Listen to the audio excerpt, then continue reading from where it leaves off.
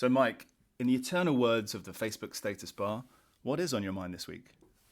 I'm thinking that we seem to still be fighting the same fights about internet speech that I thought we had solved decades ago, and it is frustrating me. What is on your mind? Well, I'm sitting across the Atlantic wondering just whether America is going to lose its collective mind over TikTok and when that process will be complete. I think it has already started.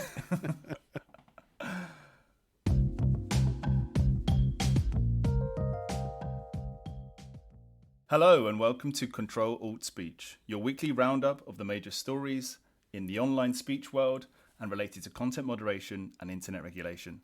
This week's episode is brought to you with the financial support of the Future of Online Trust and Safety Fund and by our launch sponsor Modulate, the pro-social voice technology company making online spaces safer and more inclusive.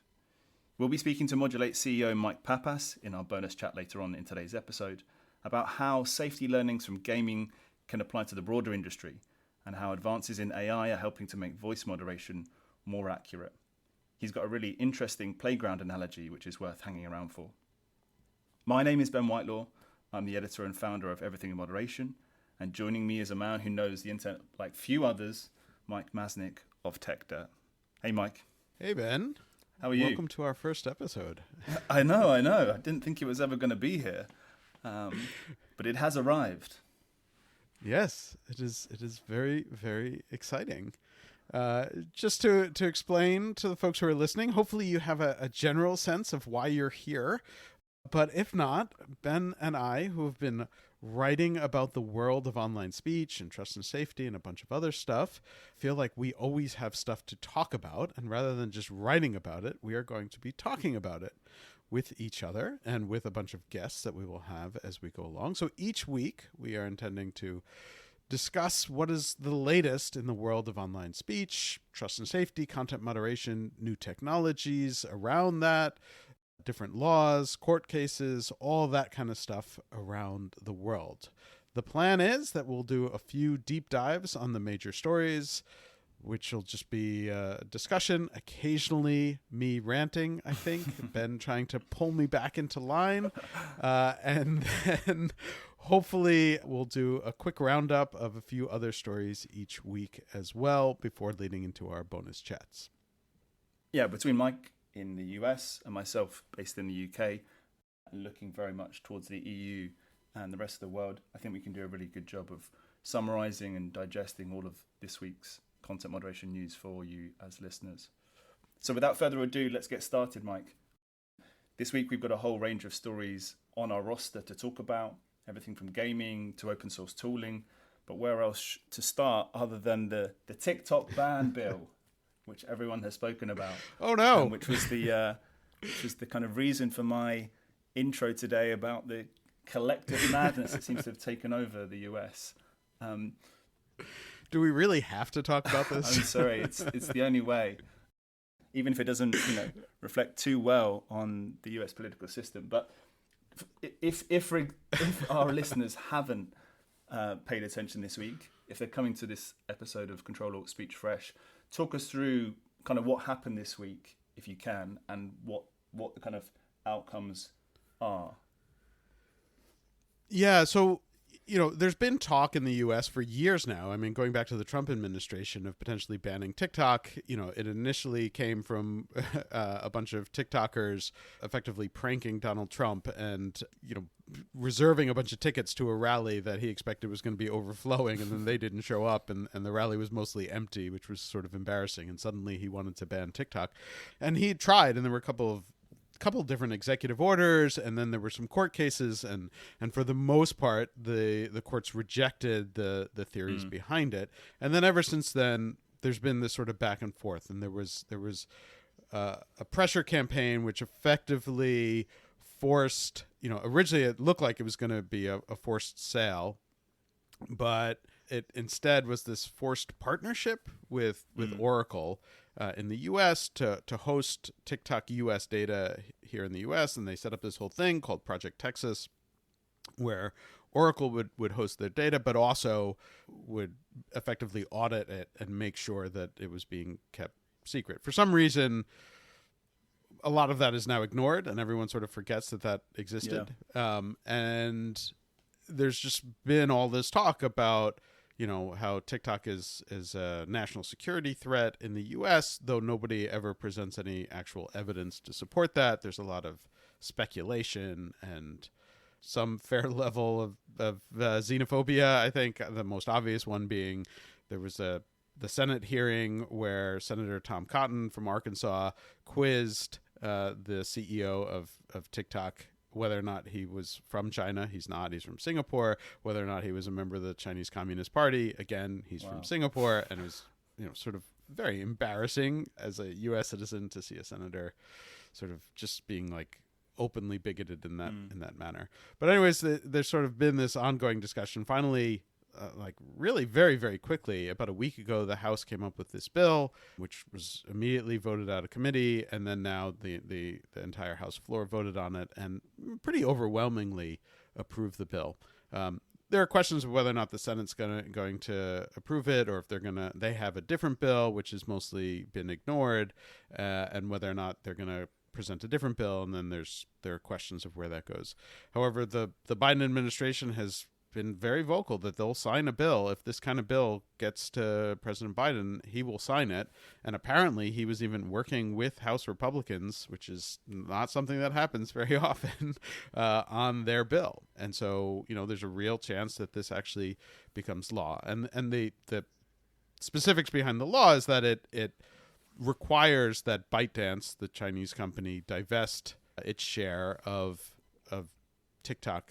And then if that doesn't happen, it requires like app stores in the U.S. and others to effectively block access to TikTok in the U.S. And so there are questions, TikTok definitely refers to it as a bill banning TikTok. And, people who support it say it's not a ban, it's just requiring divestiture. And the thing that really gets me about it is, and sort of why I opened with we're fighting the same fights that I thought we'd solve decades ago, is like one of the very first semi-controversial things that I wrote about on TechDirt, 26 years ago, was all about the question of jurisdiction. And the internet is this global mechanism for speech. It allows anyone to communicate with anyone around the globe for the most part. But there were all these questions about, well, who then makes the laws and how do they apply in a global, interconnected world? How prescient. And yeah, yes, how about that? And so now we're suddenly, and obviously there have been cracks in that dam for a long time. And you have things like the Great Firewall of China, and you have other countries, putting in place different laws, and now we have all sorts of questions that are coming up in other contexts, and in the EU with the DSA and the DMA, and for years now we've had the GDPR, and how does that impact the internet in other places as well? So there are some questions around that, but now we're having this discussion around TikTok and the US, and this idea of the US effectively banning a global application because of some vague concerns and not clearly articulated concerns, some of which might be xenophobic and some of which, might have legitimate purposes, but we don't know which ones those are. And it scares me that we're, reaching this level of really fragmenting the open internet in this manner, and that many, many people who I would think otherwise are sort of level-headed are immediately jumping on board to support this. And, I had someone that an acquaintance who, I wrote something about this saying like, I don't think this bill's good. I don't think it's constitutional, and I don't think it's effective, which is kind of an important part of it. If we're concerned, and like the concerns change depending on who's talking and what they're talking about. But like, if the concern is data access and privacy, pass a privacy bill. Like, we can do that and have it apply to everyone rather than this bill, which like calls out TikTok explicitly, And if the concern is national security and like, propaganda around like, oh, they're going to influence us with algorithms, which like the algorithms are not that powerful, first of all. Like, yes, there can be influence on the margins and stuff, but like people are talking about it like it's mind control. Like TikTok is going to like magically turn everyone in America into like a mindless robot of the Chinese Communist Party. There's very little evidence of that happening. And I had found these two different surveys that had looked at like American attitudes towards China, and they've been like going really down over the last year to the point that there are like record lows. Like people distrust China way more than ever in the past. And so like if China's been using TikTok to influence American sentiment, a very good job. They're doing a really, really poor job of it.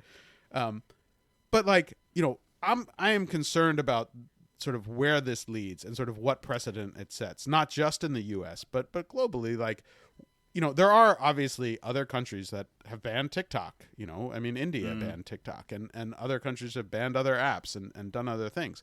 But historically, we've sort of viewed that as, you know, an illiberal, you know, anti-freedom approach to dealing with these problems, not like a serious, thoughtful approach to it. And then the US comes, you know, busting through the walls like, we're going to do the same thing. It doesn't. It does feel like a bit of a moment, doesn't it? I mean, the idea of the split internet is something that has been kind of discussed as a kind of somewhat abstract theory. And this week was the first time I thought, wow, this has the potential to really happen. And you know, you mentioned before we start recording about another story that we saw this week about, you know, kind of a college in the US also banning a bunch of apps that students are using to spread kind of information about other students, and they're being accused of bullying one another. You know, basically this idea of kind of constitutional speech is feels like it's eroding, at least to me, looking across the Atlantic. And it's really interesting to see it happen so quickly. Can you kind of give listeners a sense of like, why is it happening now, and why are we seeing the speed at which it's happening?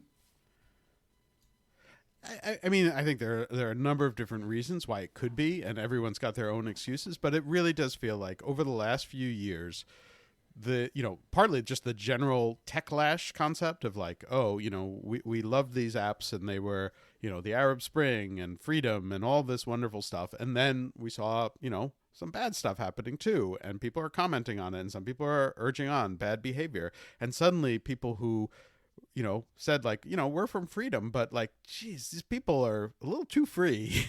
And sometimes they're saying bad stuff, and it's led to this sort of larger backlash.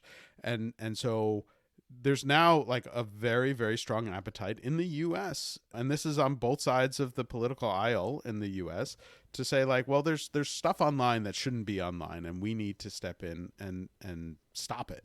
And, you know, I'm worried about where that leads. And I think the TikTok ban is just sort of one example of that. And, you know, you mentioned, you know, UNC is now banning these like anonymous chat apps, which have problems, like absolutely have problems. But like the fact that the first step, the immediate step is like, well, we need to ban these apps, I think is really problematic. And I think leads us to a bad place overall, if we think that there are real benefits to having a real global interconnected internet, where anyone can communicate with anyone else. And I worry about where the world is heading.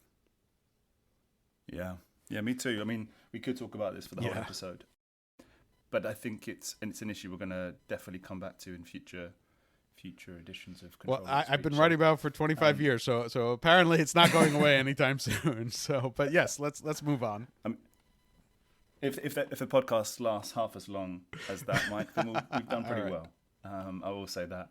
I mean, there's an interesting kind of segue there between the TikTok ban bill and the story that I've been really interested in this week, which is in Europe, where a Chinese company, not dissimilar, with a large user base, is facing some tough rules as imposed by the European Commission. So Shein, which is a website that sells mostly clothes based out of China and ships them across the world very cheaply, has this week it's been reported that it's going to be designated as a VLOP, a very large online platform under the Digital Services Act.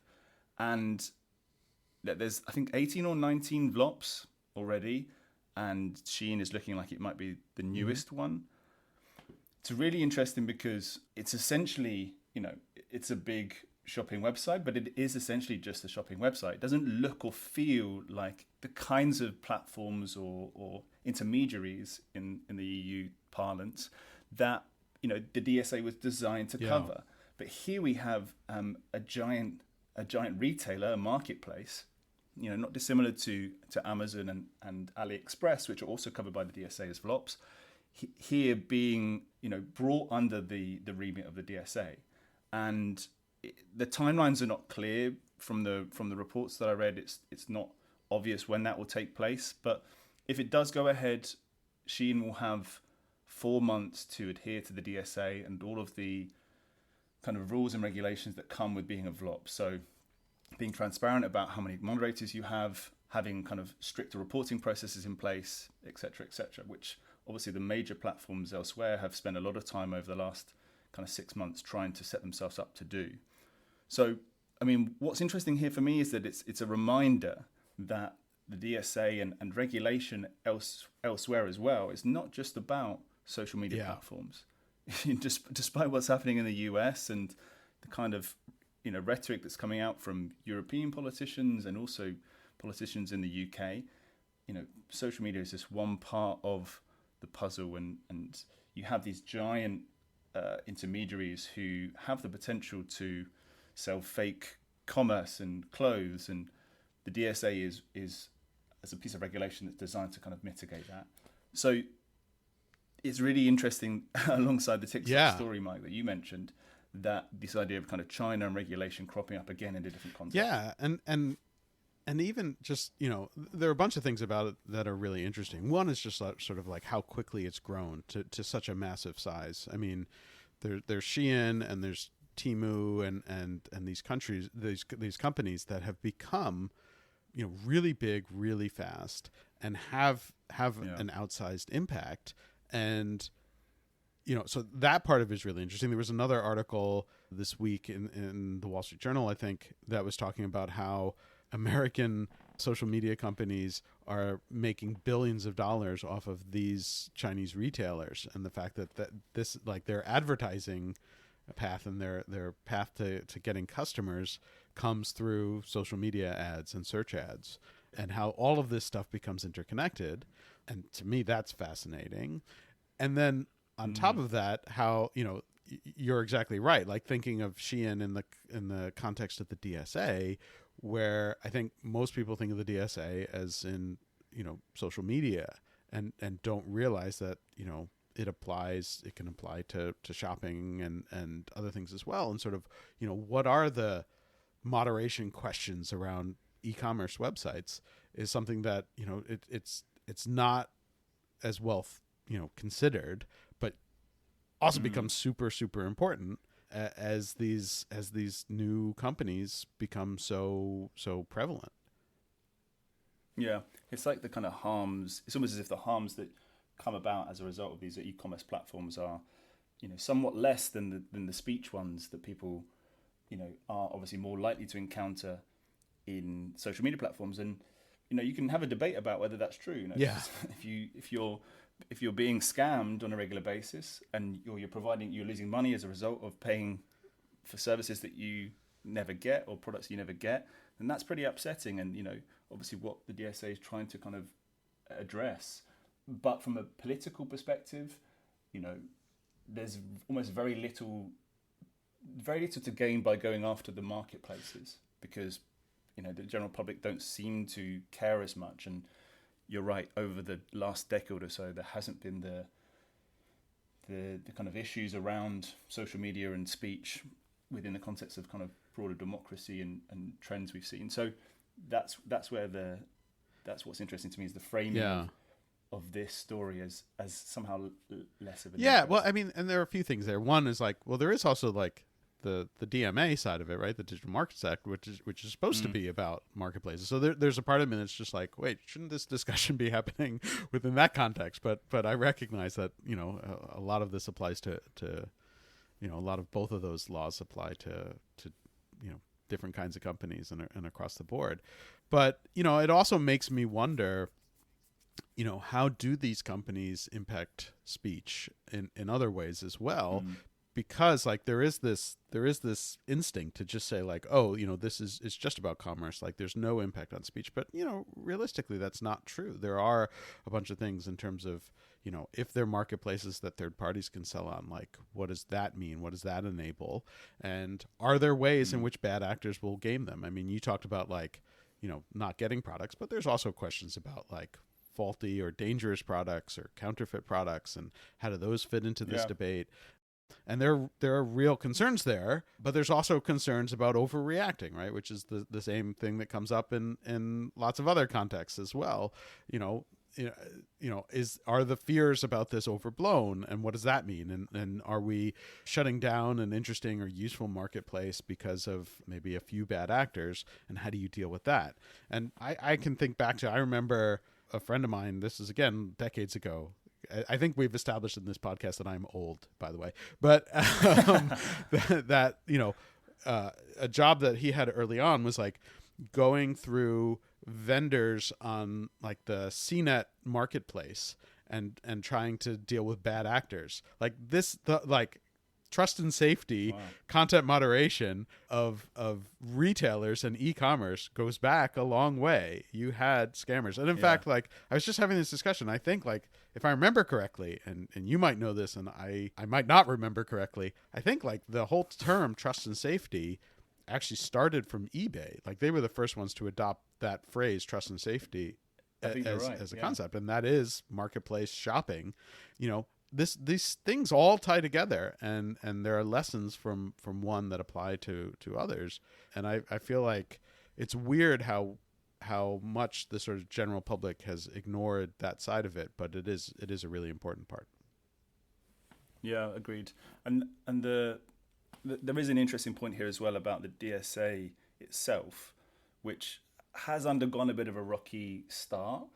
In some respects, I've written in Everything in Moderation about the difficulties they've had appointing digital service coordinators in each of the European countries. So the kind of point person who would kind of react to issues in the countries related to intermediaries who are. And it's not as if it's not as if they've had a year to prepare for this, but right. Yes. I mean, there's a massive talent issue, I think, across the EU, and even despite all of the layoffs in the platforms, it's been really difficult, it seems, to find kind of point people and in the appointed regulators in the countries.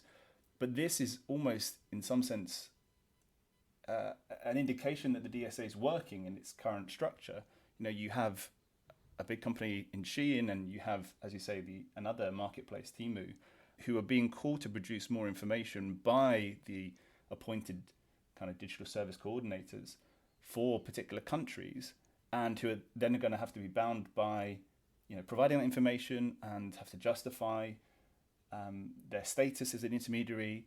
And if they're upgraded to a VLOP, then they're going to have to obviously undergo a whole bunch of changes to ensure that they're compliant. So in some ways, it's proof that the kind of DSA maybe is working a little bit better than we thought. Again, time will tell, but I think if you're kind of working in the DSA, this is a good sign. And I guess if you're somebody in the States and you're looking across the water, maybe this is a good example of how it could work. When faced with a giant Chinese company that you're worried about sucking the data from your consumers. Are you suggesting having an actual larger framework that applies to everyone first, rather than reactively jumping in with a bill that was written in a couple days might be a better concept? I'm not saying anything. Sacrilege! I'm not saying anything. How dare you? So we've got, those are the two big stories I think this week, and they definitely speak to a broader trend, which I think we'll come back to in future weeks. We've promised our listeners, Mike, a bit of a quick fire roundup of the rest of this week's stories. And we should warn people it wasn't that we, since Ben and I both like to talk, we're not sure how good we are at the quick roundup, but we're about to find out. Yeah, an admission before we even start. Show us how it's done, Mike. Tell us about the kind of interesting quick-fire stories you've seen. Yeah, so I thought there was a really interesting interview in the Financial Times of Telegram CEO, who does not give interviews. I think this is like his first interview in 7 or 8 years. And it struck me as how incredible it is that Telegram has sort of been under the radar for a lot of these discussions on online speech and trust and safety and regulations and all this stuff, and yet is one absolutely massive with a very small number of employees. Like they revealed in the piece that they only have 50 employees, and they do have contract moderators, but it didn't sound like a very large number of contract moderators. I think it was 100, 150 or so. And just a fascinating story about sort of what they're doing, how they view it, which is they're very, very, very hands-off, and which creates some of the problems, and how they've sort of just been able to skate without that much attention, despite there being an awful lot of, really terrible stuff happening on Telegram. Why do you think that is, Mike? Why do I think? Which part of it? They've escaped. Why do I think they've escaped? I mean, a few different reasons. One is, so some of the nature of Telegram, right? Some of it is sort of like these public chat rooms, and a lot of it is sort of more private, and they claim encrypted. There are questions about how encrypted it really is. I think, the fact that most of it was not American, I think really, have avoided a lot of the press. It was started by a Russian guy who no longer lives there because he had to get out of Russia, but I guess it's based in Dubai now. And so, it's been this sort of more global phenomenon, and for whatever reason, less attention in the US. And when you don't get attention from the US press, it sometimes feels like it doesn't exist, which is problematic for a variety of reasons. But yeah, it's just a really interesting story and worth checking out. Yeah, okay. And we'll share links to all the stories we talk about in today's episode in the show notes, so you can find those for yourself. Anything else that you saw from this week? Yeah, there were a couple of other interesting things. I mean, the rise of, there have been lots of questions for a while of sort of artificial intelligence, generative AI, and elections. This is a big election year all around the globe, and we're starting to see stories come out. We had a few weeks ago in the US, there was all this stuff about like the deep fake Joe Biden, but there are some other really interesting stories. And the thing that strikes me as really interesting is like concerns about deep fakes. For years, we've been hearing all these concerns about how deep fakes were going to be like, oh, we're going to show a fake so-and-so doing something and it's going to cause alarm. Almost every example so far, like everyone knows almost immediately that it's a deep fake. So that hasn't been the big impact. What has been really interesting to me is how instead of that, the thing that has been a bigger concern is that when evidence of actual wrongdoing is being presented, politicians are very quickly jumping to that was deepfake. That wasn't really me. And we've seen that around the globe. There have been a couple of reports over the last few months, but the latest one is Donald Trump. There was a video that the Democrats put together showing, Trump being Trump and saying a bunch of silly, ridiculous stuff and sounding completely incoherent. And his response was that it was a deep fake when it wasn't. These were all accurate videos. But this if only yeah, exactly. And so it's really interesting to me to see that come out. But then at the same time, there was also a really interesting story about AI being used in the Indian election. Again, it's not just an American thing, and how the various political campaigns in India are like really like sort of gleefully embracing deepfake images to present their opponents in a negative light. And so there's a very interesting story in Al Jazeera about that. Yeah. It's the creation of doubt, isn't it? That it sows the seed of doubt as to whether something is real or not, and politicians love doubt. Well, I mean, the question to me, and I think this is going to be a really interesting area of research going forward, is how effective is that? And I don't think we know. And I think a lot of people are making a lot of assumptions, and it would be really interesting to find out what the reality is. Yeah. What about you? What's the story that caught your eye?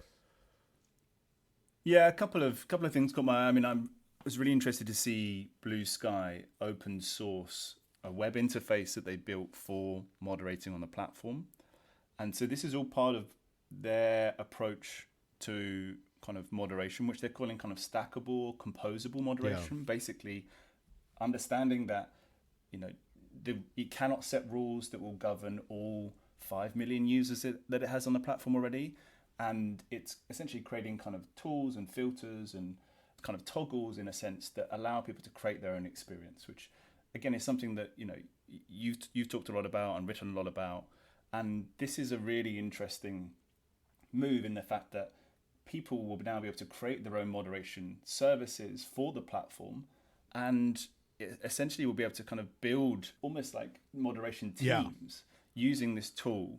And I can kind of foresee in maybe a year or a couple of years' time, people almost having moderation businesses that they operate themselves, that are perhaps funded, supported by other kind of consumers on the platform. And so it's kind of taking that Reddit model to an extent, but almost making it a bit more sustainable. I'm really interested to see where this goes. You mentioned before we started recording, Mike, that you've had a chance to look at this, and you were pretty intrigued. Yeah, it's sort of fascinating. I mean, the thing that to me that's most fascinating about the Blue Sky setup is that they're really abstracting out the different layers. Like, we've just come to believe that all of these things need to be bundled together, and obviously there are some advantages to bundling a bunch of this stuff together, but it's different, and it'll be interesting to see how it works when you can abstract out the different layers and allow different service providers to do different aspects of it. And so the stuff that they released is really interesting. Some of it is just open source tooling that it'll be interesting to see if other systems adopt, and I think that there is actually some interest from like the ActivityPub Mastodon world and the Nostr world to potentially see what they can use of these open source tools, if they can use them that way.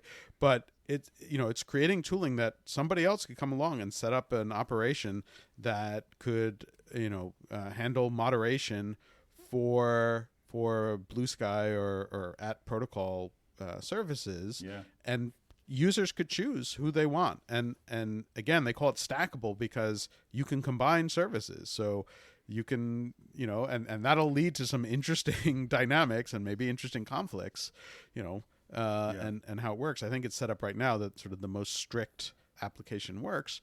And there's another element in all this, which was also released, which is their labeler part of it, which is that you can have different systems go in and apply different labels to different content, and you can have people report things and it can go to different labelers.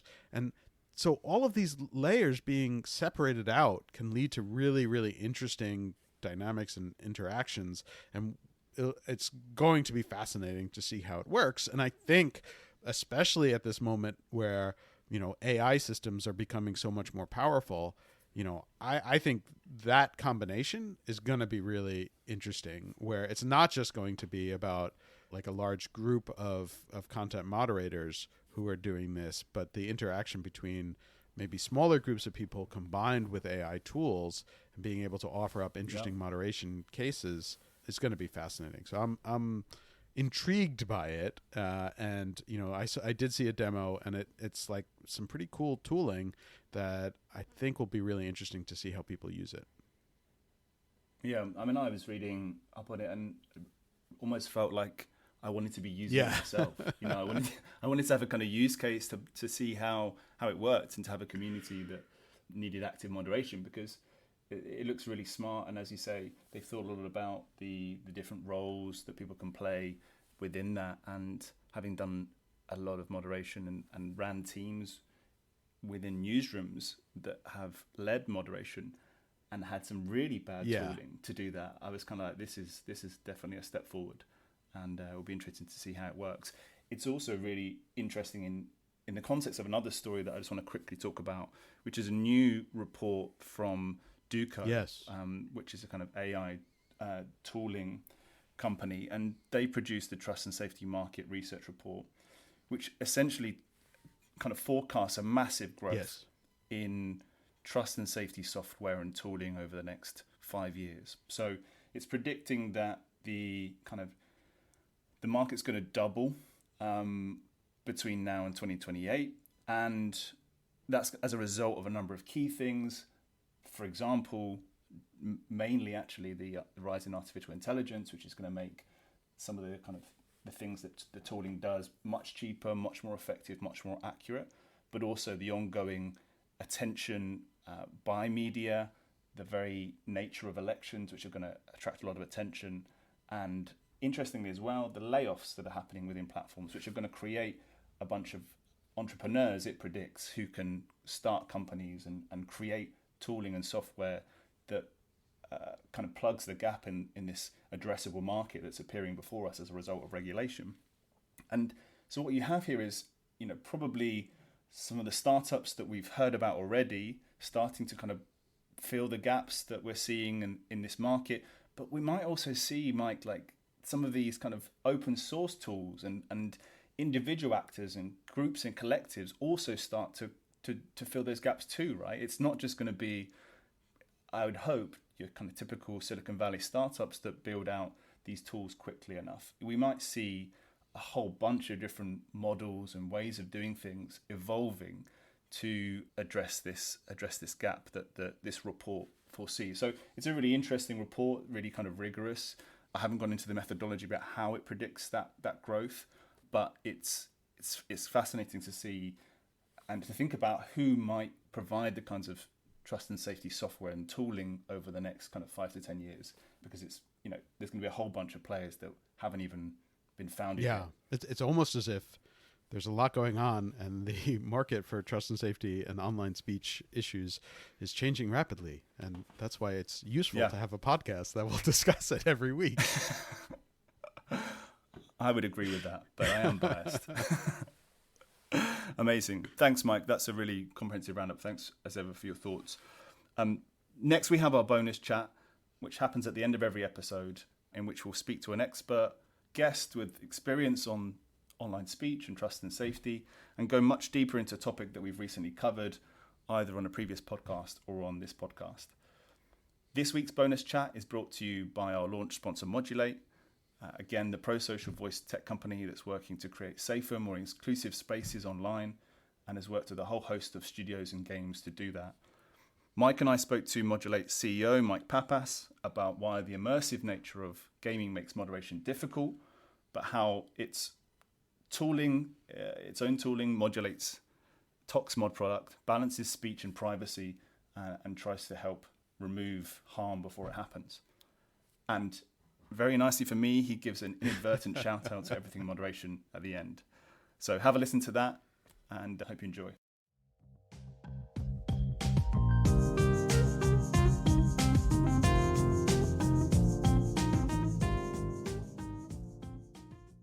So Mike, the big question I have for you, where we'll start today, is what is it about online gaming that makes it so susceptible to toxicity in the first place?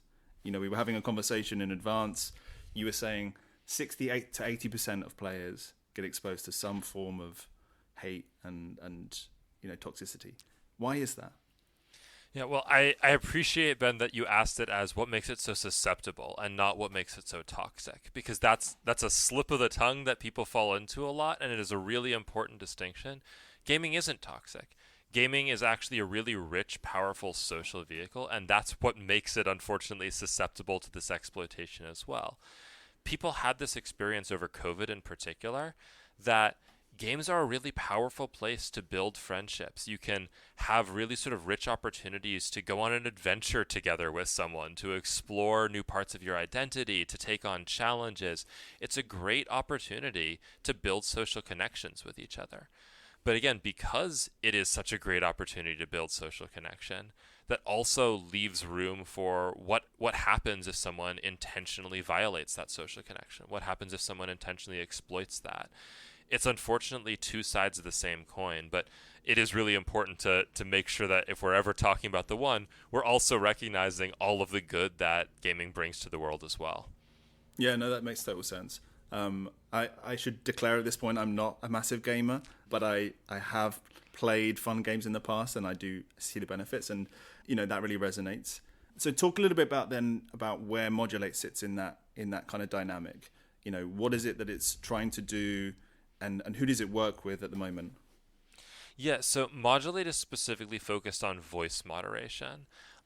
If you think about playing online games, many games offer some kind of text chat or pre-scripted sort of little sound bites that your avatars can play.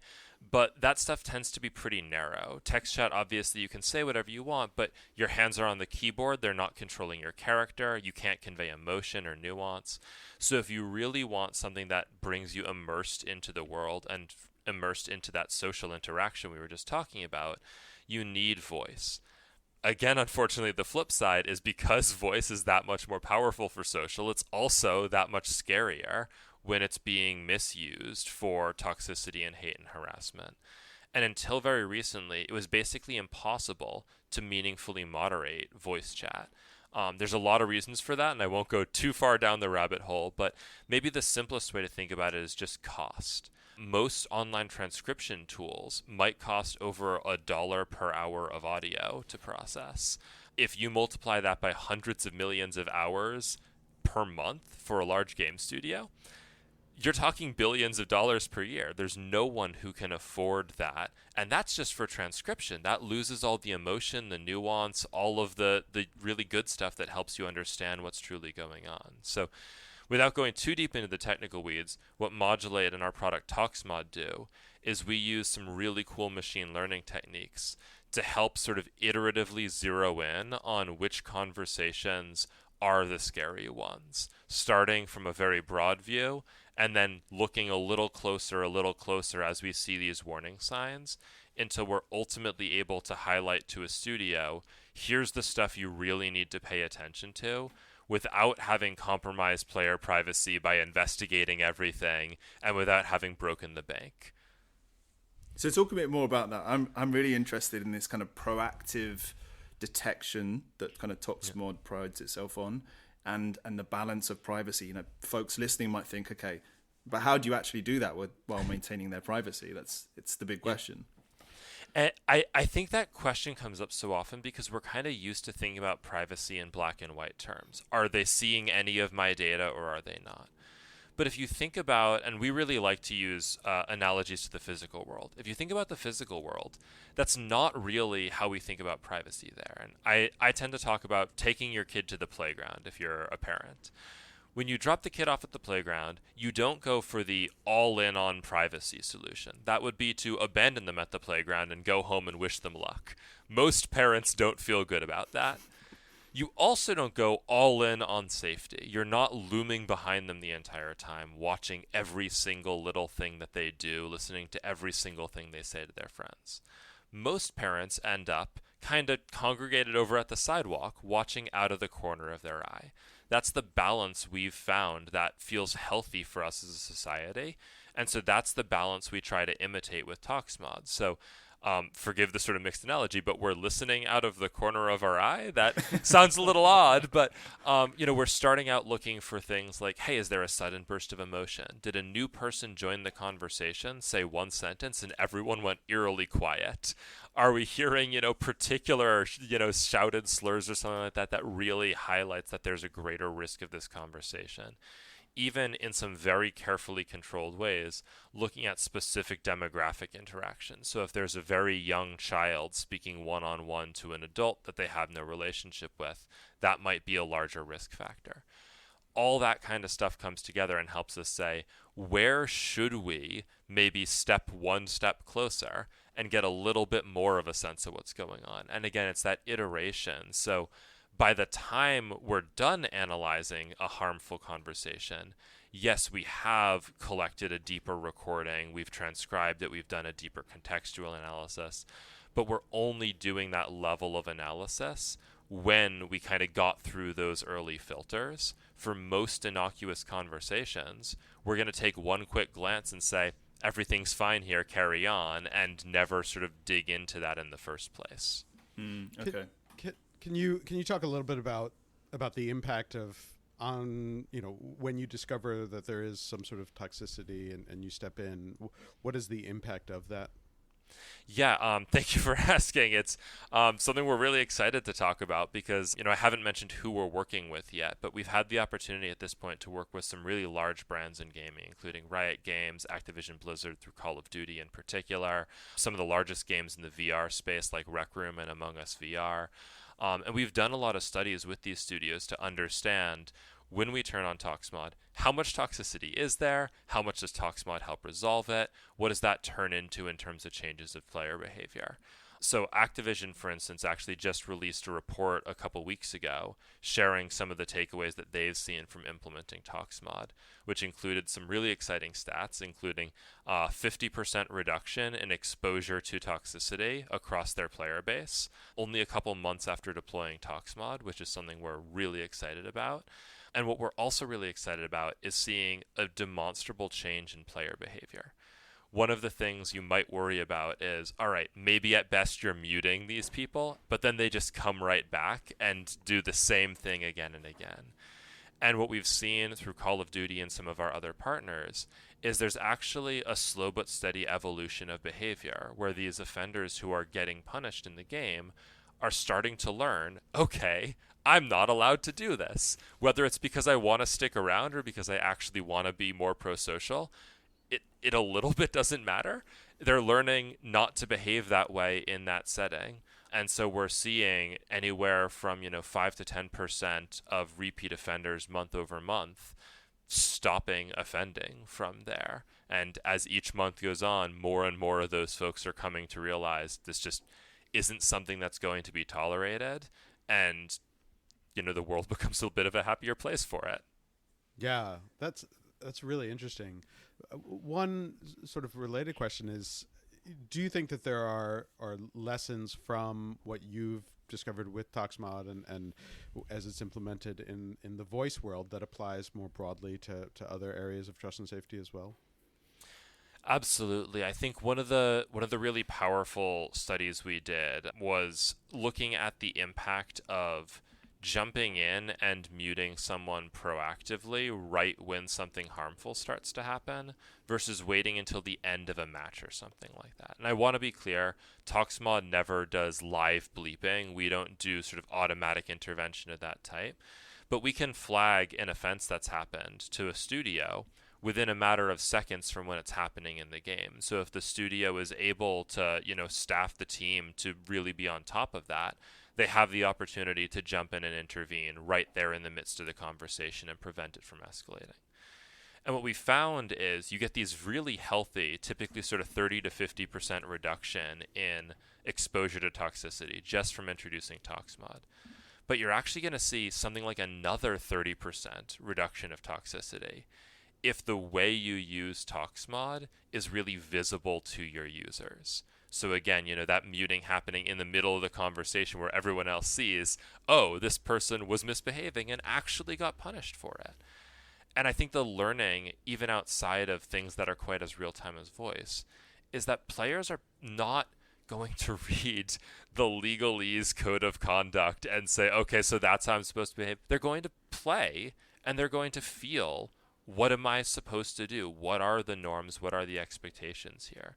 And so the best platforms that are thinking about this really holistically, whether it's in terms of writing a clearer code of conduct or how they do voice moderation or anything else, they're thinking about how can I demonstrate to my players our commitment in a way that they will feel around what safety is and what kind of an experience we want them to have. And the studios that are successful at showing that in a really visible and visceral way for their players, those are the ones that create the really uniquely safe and inclusive and fun experiences. Awesome. That's really interesting, Mike. I mean, we've probably come to the end of our interview today, but where can listeners of Ctrl-Alt-Speech find out more about Modulate and kind of sign up to some of its research that you mentioned? Yeah, I would first of all encourage people to just check out our website. We have a lot of writing. I might write too much, but we have a lot of content out there in terms of how we think about these really delicate balances, how we think about the intersection of safety and privacy regulation and how that fits in. We've also been putting together our own newsletter called Everything in Moderation, which you can subscribe for on the website. We really encourage you to check it out. And Ben, I just used your newsletter name instead of our newsletter name. I apologize. I'm privileged. Ours is Trust and Safety Lately. You should check out Everything in Moderation too. Wow. I'm just getting that all mixed up. But no, both newsletters are wonderful. Ben, I've always appreciated the breadth of yours. For us, we're focused in the gaming space. We try to really bring in content from outside of it, but especially for folks interested in gaming, I highly encourage them to check out Trust and Safety Lately too. Yeah, and I can, and I'm not just saying this because you've repped my newsletter, but I also read Trust and Safety Lately, and it's really good for kind of gaming and trust and safety. So I do recommend to listeners to check that out. Mike, thanks so much for joining us today. Really great to speak to you, and thanks for being a sponsor of Ctrl-Alt-Speech. Yeah, thanks to both of you for having me. This is great. Take care. All the best. Thanks for listening to Ctrl-Alt-Speech. Subscribe now to get our weekly episodes as soon as they're released. If your company or organization is interested in sponsoring the podcast, contact us by visiting Ctrl-Alt-Speech.com. That's CTRL-Alt-Speech.com. This podcast is produced with financial support from the Future of Online Trust and Safety Fund, a fiscally sponsored multi-donor fund at global impact that supports charitable activities to build a more robust, capable, and inclusive trust and safety ecosystem.